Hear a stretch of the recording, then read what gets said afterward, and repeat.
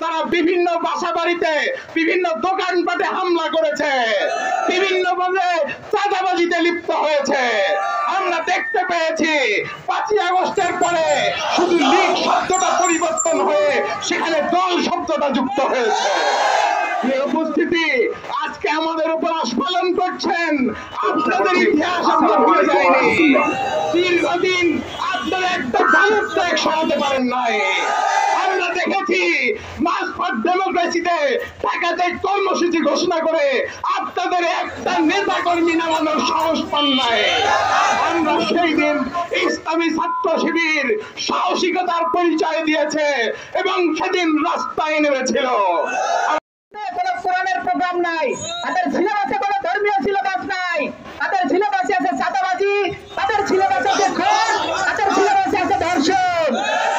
আমাদেরকে হুঁশিয়ার করে দিতে চাই, এরপরে যদি কখনো আমাদের কোরআনের উপরে আঘাত আসে, কোরআনের কোন প্রোগ্রামের উপরে আঘাত আসে, তবে এদেশের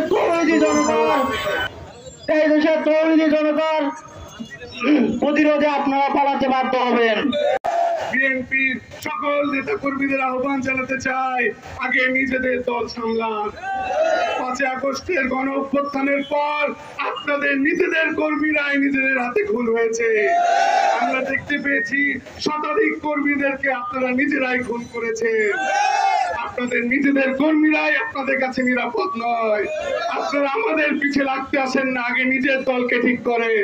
যদি নিজের দলকে ঠিক করতে না পারেন, রাজনীতি ছেড়ে দেন।